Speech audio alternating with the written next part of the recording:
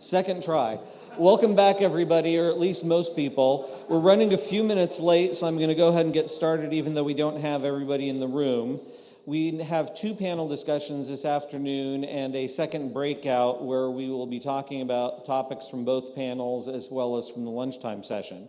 So the panel this afternoon is titled Foundations, Tools, and Frameworks Around AI to Improve the Health of the Public. Another way of looking at this is, what are the open questions that we have yet to answer? This panel is going to be moderated by Dr. Trevor Cohn, a professor in biomedical informatics and medical education at the University of Washington, and I'll let Trevor and the panel introduce themselves. Thanks very much.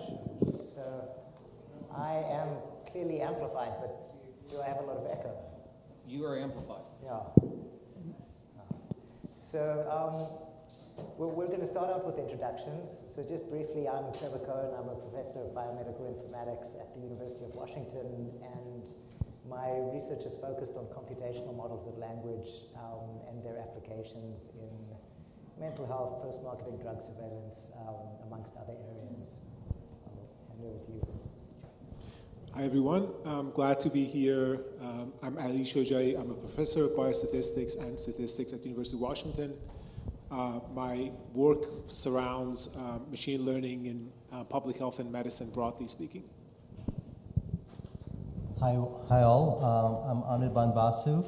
I'm a professor of health economics and a statistician. I direct the Comparative Health Outcomes Policy and Economics Health Economics Institute in the School of Pharmacy at the University of Washington. And my work has focused around causal inference and responsible use of AI. Good afternoon. I'm Les Becker, the Chief of the Office of Innovation Technology for Washington State Department of Health. I'm the non-doctor or professor that is up here to hopefully put this in some layman's terms for our workforce people. Thanks very much all for those introductions. So based on the discussion we've had online preparing for this, I've come up with a few questions just to launch the discussion. And the first point, launching point, has to do with the limitations of contemporary AI models. So we've heard a lot about what these models can do. We've also heard something about what they can't do.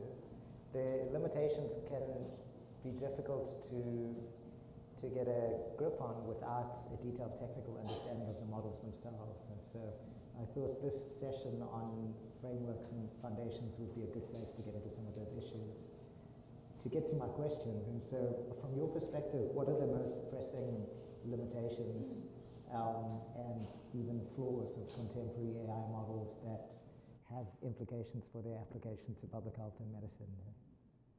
And I'll open up to the panel. Oh, okay, so I'll start it off.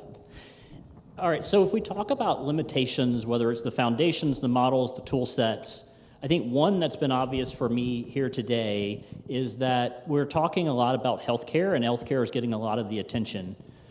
But that's people that are already sick and in our system. And it's the most costly way to deal with disease sets and individual problems on the healthcare side. So why can we not find a way to build in population health and true public health interventions into these models so that we take incorporation before people get sick and as they're getting sick, remedies that can stop that progress before it gets them in the healthcare system. I think it's really easy from my perspective to just focus on healthcare and the big dollars that go into that. And we've seen this on past investments when it's come to technology. I think this is an opportunity to make a pivot and really invest in public health, upstream preventions, and make sure that population and public health is taken into consideration as we move these models and foundations and frameworks forward. I think the second thing I would say is that investment needs to go not just into the foundations and models, but also into the workforce development. And so I'm glad that our ONC and CDC and HHS partners are here thinking about this process, because I think that's truly the difference maker in all of this. It's not the model, it's not the framework, it's not the foundation, it's the people. All those things need to work, but the person has to be at the center of it. I think Taylor mentioned it during her first piece in that first session, was how do we make sure that the human-centered design is considered from the inception. I'd really like to see that human-centered design be incorporated in how we build the foundations, models, and frameworks as we move them forward with, from my perspective, a public health and a population lens. So in terms of limitations, I'll talk about two things. First, a small kind of plug about causal inference. We talk about a lot of machine learning and AI predicting, various things with ultimate accuracy. But in most cases, we should not lose sight about what it means to infer something that to be causal, which is kind of the central premise of comparative effectiveness. And we just can't predict our way out of that problem. We need appropriate research designs, especially principles of randomizations, to build into generating data where we can actually say that what we see in this data can be attributed to specific treatment or intervention that we are studying. So the principles of causal inference is extremely important in these contexts, even if you're doing fancy AI. But the most of the time that I want to spend today talking about problems of AI is, at various points it was brought about in the form of responsible AI. And obviously we know that the data that we use to feed into these models are biased because they're coming from the real world. And I'm not talking about issues of generalization. I mean, we have dealt with, and these are important issues, generalization issues have existed for a long time. For example, many of you know Framingham risk score that was widely used as cardiovascular risk prediction around the country, especially in the US. But the Framingham risk score was developed with data from one small town of Framingham in Massachusetts that was 90% of Italian descent. And it was applied all over the US. So we have dealt with kind of generalization and we have methods to deal with it. I'm talking about data that exist, but that they are biased because various forms of systemic racism and discrimination are present in the data. And when you use that data and propagate them through the machines, it's likely to propagate those discrimination when we make decisions out of it. So the question is, how do we deal with it? There are two important things to consider here. One is features in the data that we think as economists call it measurement errors, in the sense that we see recurrence happening in the data, but it's actually not recurrence, it's a proxy of recurrence, and what happens as a result. We want to predict health, but we use healthcare expenditures as a proxy, right? What happens as a result? And there are various metrics that are out there. In statistics, there are these fairness metrics that are used to understand how to deal with these biases, although those fairness metrics are typically not used as frequently as we should when developing these algorithms. So that's something that we should consider going forward. But the most important factor is to figuring out, even if those measurement errors do not exist, to determine when certain features should be considered and when certain features should not be. For example, a classic example, and there's a lot of debate around this, is that when should we include race in algorithms, right? And this is a problem that you cannot solve through fairness metrics because this is fundamentally a normative question. I'll give you an example of this. There is this widely used algorithm called VBAC risk, vaginal birth after cesarean delivery, right? And it says, what are the risks of a mother if they undergo vaginal delivery after cesarean birth? And the algorithm has race in it. So the question is, should it be there? Now, it really depends on how you're going to use it, right?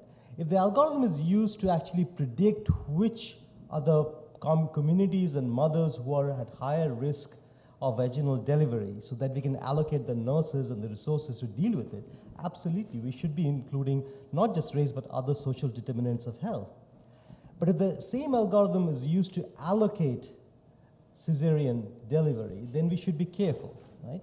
So most of my work in recent times has been using these theories of social justice that the Supreme Court uses to make affirmative cases and stuff like that, and applying them to actual developing algorithms so that we can answer these normative questions about how we should be developing responsible AI. So hopefully we can have a bigger discussions around that.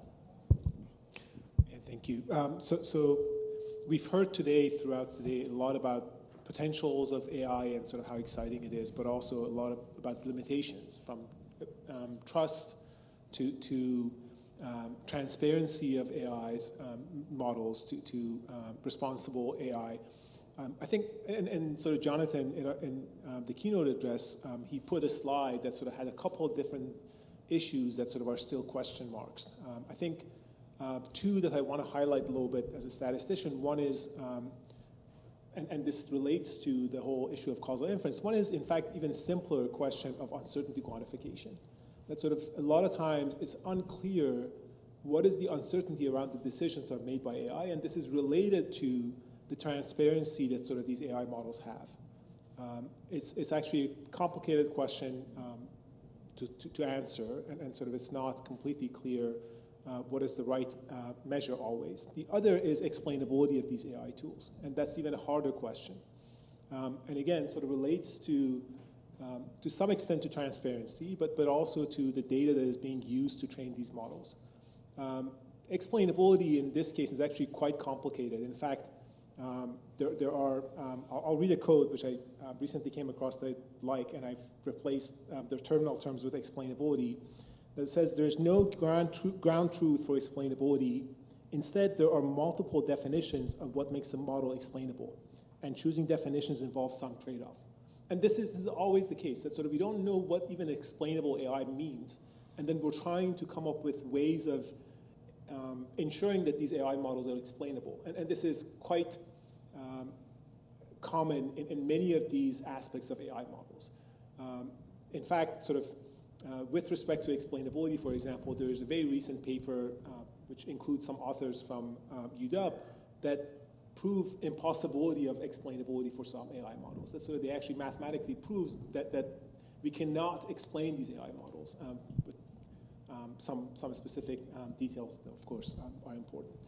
And so what they show in that paper, which is quite astonishing, is that when it comes to identifying which, for example, features are important in making decisions that sort of the AI model makes, we can't do any better than random guessing. And that's quite surprising. That sort of all the work that tries to say that sort of these were the features that were important, or these were the features that were critical in driving that decision, it's not really clear that those features were actually meaningful. And yet we're using the results of these explainable AI models as they're claimed in practice, in clinic, to drive policy or to recommend treatment. And this is quite an important aspect that I think needs a lot of attention when we think about sort of research in AI, that's sort of where it needs to go. Of course, there are new developments, and again, in the keynote address, Jonathan talked about sort of transformers and sort of the attention mechanisms. There's new hope with that sort of we might be able to get around some of these issues. But there are some fundamental questions that we still need a lot of thinking in terms of being able to use AI in health broadly. Thanks very much. So I want to loop back to something Les said about the shift towards a public health perspective, because this is a public health oriented seminar. So I guess my question is, given that much of the history of AI in medicine has revolved around the application in the context of individual decisions around specific patients, like how does that perspective need to change to bring a public health lens? Specifically, if we look at the objectives of applying AI and we look at the ethics around applying AI, like what differences do you see between the typical discussion around patient-centered ethics and a more public health perspective on the problem? So there are kind of two parts I'd like to focus in on that. One is, I think, generally the funding is an issue that we need to deal with. In both medicine and to our CDC partner comments, we're very siloed across our ecosystems. Our fearless leader, Dr. Shah, always says we're really good at collecting dots, and we're not very good at connecting those dots. And I think AI offers an opportunity to help us connect those dots in ways that we hadn't thought of before, and in ways that could be much more impactful to a population versus an individual. But it does require a level of investment and funding and participation from a public health lens as opposed to just strictly a healthcare lens. So I'd say that would be part one. I think the other piece of that is the ecosystem for public health is broader and more diverse than the healthcare system. And we were having a conversation with a colleague at break, and we were talking about the fact that global health, from a population and public health lens, looks very different across the globe. And as you start training these models on billions and trillions of parameters, you're going to pick up that global perspective. But eventually you have to bring it back to a small ecosystem of, say, the US. But how do you do that but not lose the great work of public health that's being done in other parts of the world? So we are often US-centric in the public health and population health space, where we think that the US does it better than anyone else. And our framing is that we export that to the rest of the world. I think that's missing a tremendous opportunity of using these models to figure out where the value add is in a global perspective, but then bringing it back into the US framework for implementation. That takes a certain skill set and a certain understanding of the ecosystem that doesn't exist broadly. So there needs to be an investment to help understand that and bring that into the model, which is why I was so excited about what Brian talked about with CHAI. I think there has to be a body that does this. It can't just be academic. It can't just be the population health people. It can't just be the academic institutions, academic, us, and private sector going about this independently. You need an aggregator that brings these different perspectives together and give people a place to start having that conversation, which I think can then really dramatically influence the way you do your research. And I'm just glad these opportunities exist, and we can push that envelope to help provide better inputs and use cases for your research as you're doing them in the academic settings. Thanks. So we're sort of steering the discussion towards solutions to some of the issues that have been identified. And so, Anujan, I wanted to ask, in terms of the limitations that you identified, like, what is the state of the science in terms of frameworks to identify them currently? Where are the gaps? Well, so there are some metrics called fairness metrics that defines whether an algorithm, if you follow the recommendations of the algorithm, that's going to generate discrimination in the population. Now, there is a debate between what fairness metrics to use, because there are different ways to kind of understand disparity in predictions across not only different groups of people by race, but also by socioeconomic status, by gender, and so on and so forth.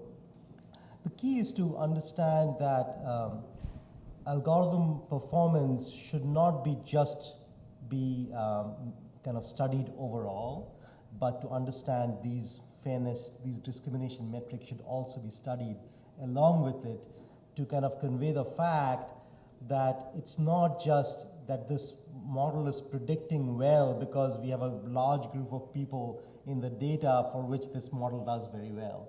It needs to do well in every other subgroup in the data that we care about, right? And those metrics needs to be part of the standard evaluation process. Right. So, like metrics for equity and performance, but earlier you mentioned the idea that the ethical application of an algorithm across groups has to do with what you do with the prediction, right? Right. So the normative version of this is whether the classic from the public health point of view is, if you're developing an algorithm in health, the question is, should social determinants of health be part of it, right?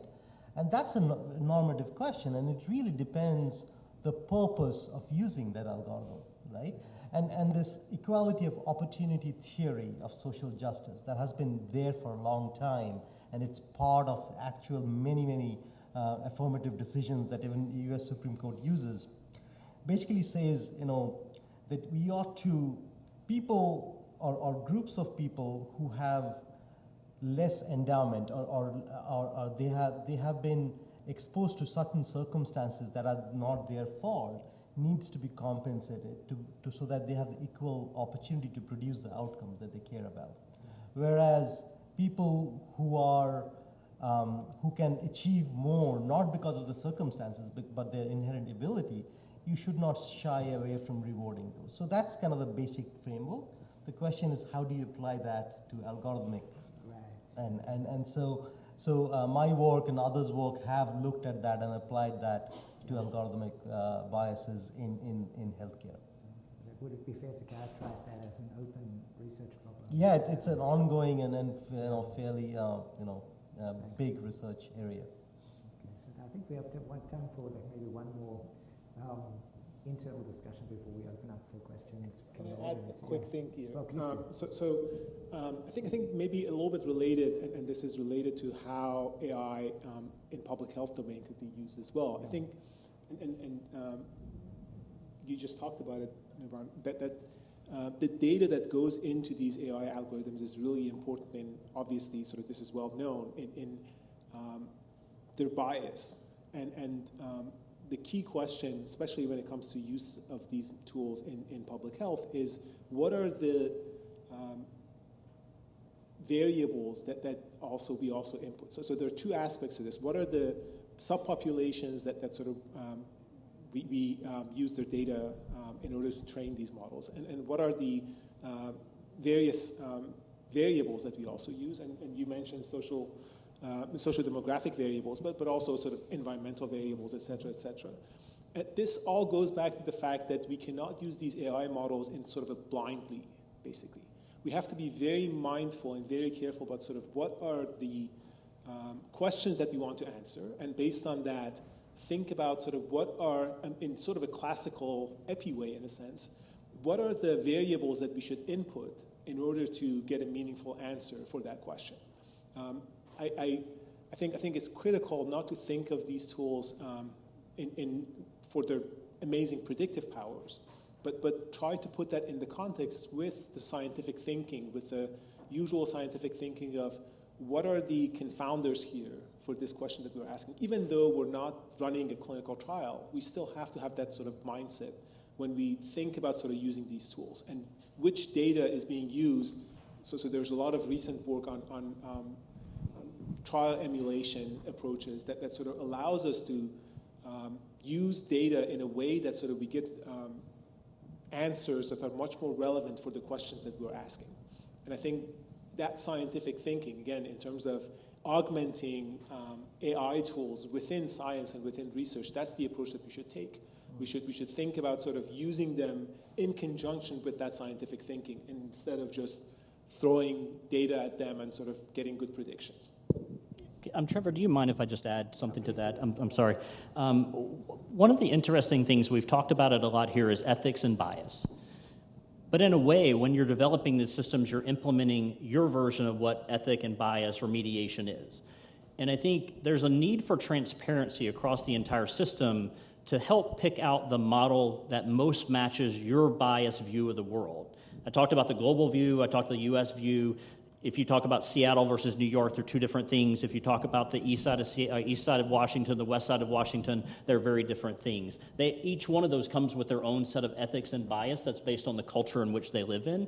And I think as leaders within a population health and public health sphere, it's our job to interpret what fits our constituency and our community the best and make sure we're using the right tool. So I think I keep going back to how do you build a framework that gives accessibility and transparency to all these models and the way that they're developed, but then empower the local and the state and the governmental officials or even the community-based officials that want to implement this to find the one that matches what they're trying to do the best. And I think that's where I'm having a hard time wrapping my head around the issue of dealing with bias and ethics in the training and development of the models, because ultimately I think you're still injecting bias and ethics in.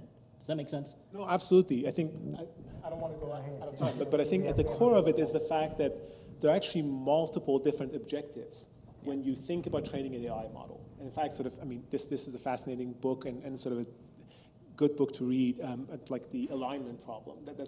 Some of it is the fact that there might be multiple objectives that we're trying to optimize when we're training these AI models. And it's not always clear what is the right objective even. Aside from being, we talked about qualitative goals and quantitative goals. I think even with quantitative goals, there are multiple quantitative goals that we might have, and it's not always clear what's the best trade-off among them. And that's one of the challenges as an open area of research right now. Love it. Thank you. Do you have a last? Just two things. One is that I think the developer of algorithms sometimes would have difficulty figuring out what this algorithm would be used for. I mean, you're predicting something, or but different decision makers would use the same algorithm for different purposes. So would the developer then try to develop a different algorithm predicting the same thing for different purposes? So I think we need a statistical framework, and there's a lot of work going on in that you develop the same algorithm, but it's used it in the different context, in different ways. And here I think the role of decision sciences becomes very important, because you understand that if I apply this algorithm in a certain way, there are some errors that will happen, type 1 and type 2 errors, and you assign loss function. Like if type 2 error happens, what are the loss functions around this? And that's the best way to kind of overcome this problem of how to apply that same algorithm in different jurisdiction. Thanks. Yeah, I'm a big believer in utility-based metrics of performance in decision science to guide deployment of models. So thanks, everyone. I think with that, we should leave some time for questions from the audience. We had a microphone, right? Yeah, could we?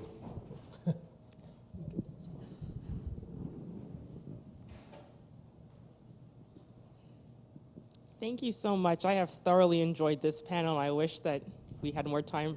I could listen to you guys longer. One comment and then one question, less to your point, which you just shared.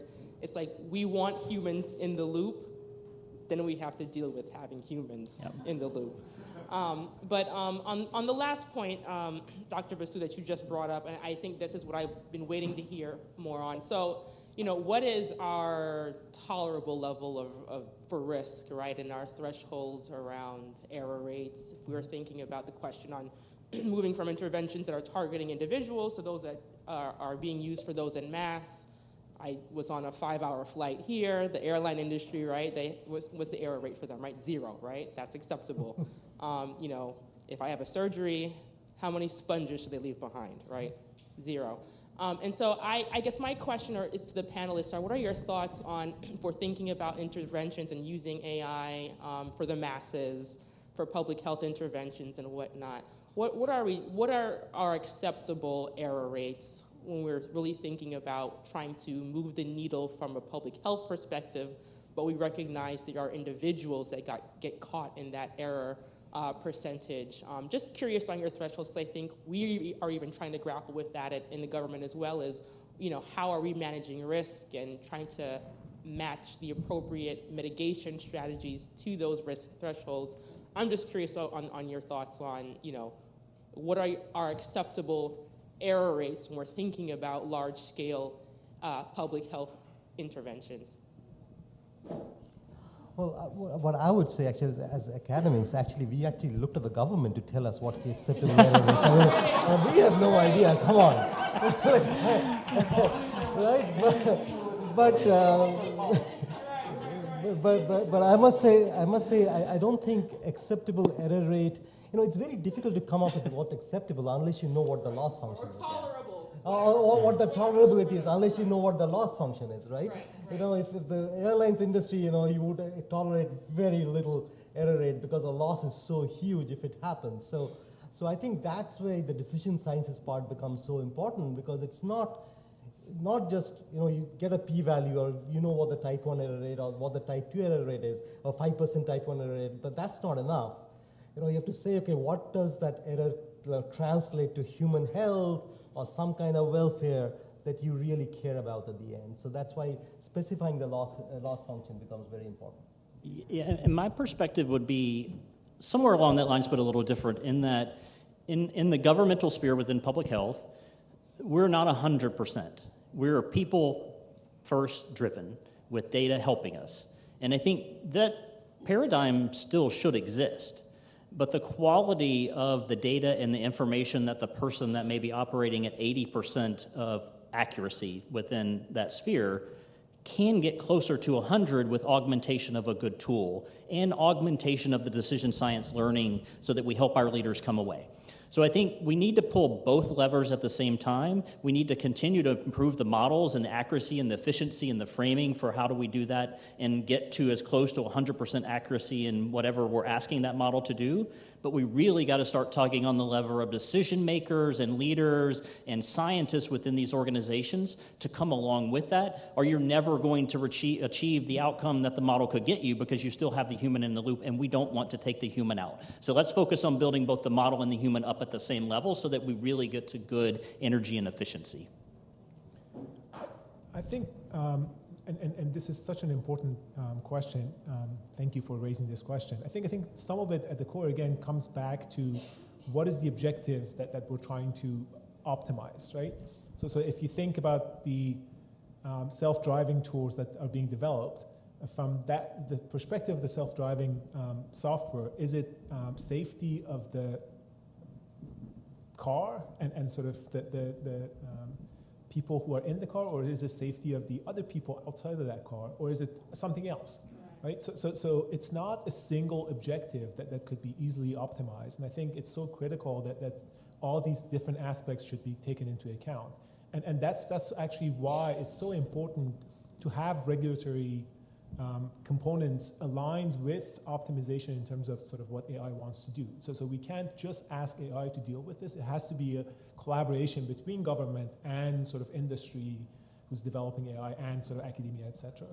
I'll just mention one thing that I think is somewhat, when it comes to sort of government and regulation, it's so complicated. So when we think about sort of medicine in public health domain, we have clinical trials as the gold standard in order to determine whether sort of a drug should be used or not. When it comes to AI, they're under the devices regulations, which are much looser and sort of really non-existent and from comparing to sort of drug regulations.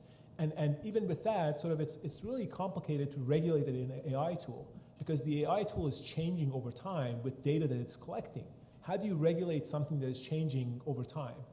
The landscape is changing. So there's so many complications when it comes to regulating these AI tools that need to be taken into account when we think about sort of what are the guidelines for their operation. Thank you. Maybe just one last point on that is that acceptability is not like an objective decision, right? So, self-driving cars say, like, we wouldn't accept a self-driving car that drives just a little bit better than people do, which is not very well, So, like, by the same token, a public health intervention, like, if there's, for example, a screening tool that has a degree of error, we have an AI tool that's more accurate than that, like that decision when we'd be willing to make the jump to this thing we understand less well is not entirely a rational one. Other questions from the audience? So I have a question too. Is there any work being done around sort of a scoring model? So I don't mind that my sources aren't accurate as long as I know what to expect from them. So even a low quality data source might be useful for trends, even if it's not useful for empirical data. So I think there is this brand of work which is called value of information, and the idea there is, sometimes some information is better than none, sometimes it's worse, right? And the question really is about understanding. Again, it comes back to the loss function, but it's come back to the loss function conditional on the data that you have, right? So if you use this low quality data, does it increases your error or decreases your error? And what kind of error it increases or decreases? So it might increase error, but it should be fine because it's increasing error where the loss function is very low, right? And so it's okay to accept that kind of low quality data, whereas in other cases that might not be the case. It also helps understand where you should be collecting the data, next data. Like, where you should be focusing on your resources to collect the next set of data that would really improve your decision making and reduce the loss. So there's a very large literature in health and in computers and information theory about the value of information literature, which I would encouraged you to see. So I'd say we have time for one or two more questions. So open up to the floor. Oh,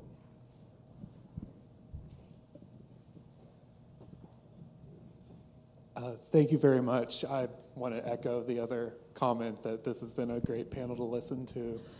I was interested by some of the comments about race and ethnicity data and whether it's appropriate to include it in the model, but I think where my brain goes to is with the huge volumes of text that we're feeding these models and all the inputs that are happening and all the data that are available to some of the companies developing these models, it's kind of like it's probably going to work under those assumptions anyway. So, and by that I mean it can probably, mathematically it's not going to tell you your race, but it's going to kind of figure out like those correlations, and it's going to still treat you that way.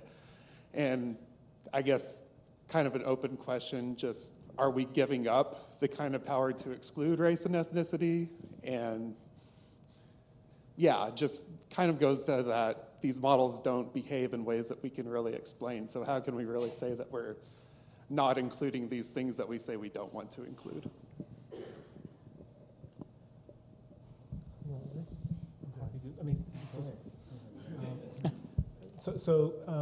I think that's a really important question as well. And as you mentioned, it also relates to this explainability component that whether sort of the model is actually using race or ethnicity, or maybe a correlate for it in some of the other variables that sort of the model has collected. Maybe we did not directly use race or ethnicity in training of that model, but there are many other covariates that could predict race or ethnicity.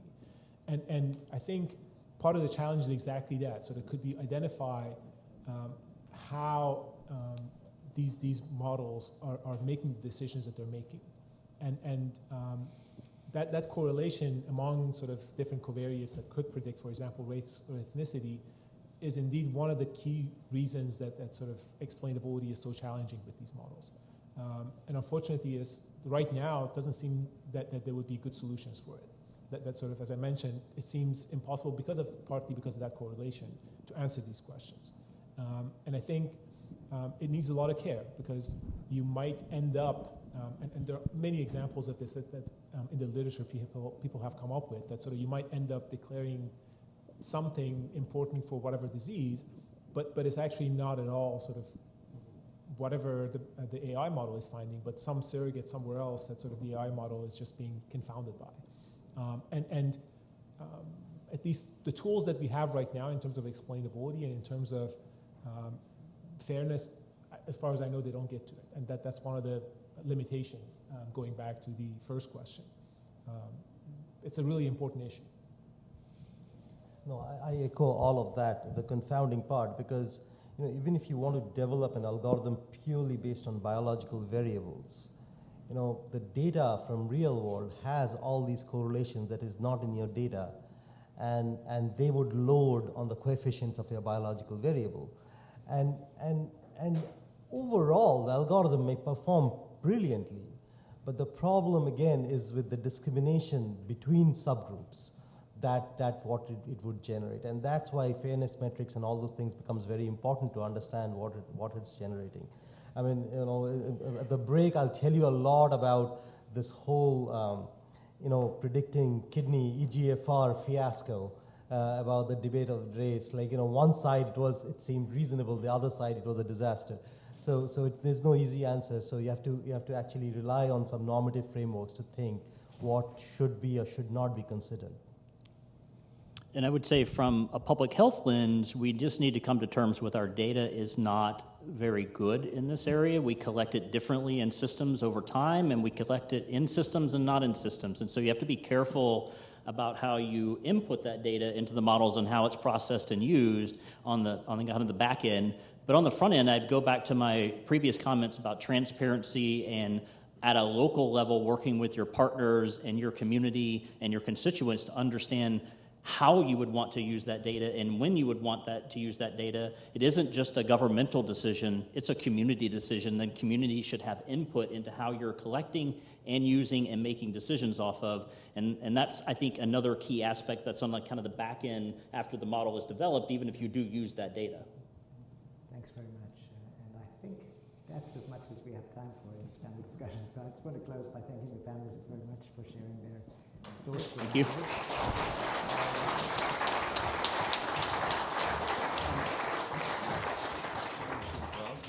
And then to say that in the group discussion that's going to follow, the topic for the discussion is going to revolve around, given what you've heard about limitations, what are the best ways to communicate those limitations to decision makers, and then also what are some research priorities to address them?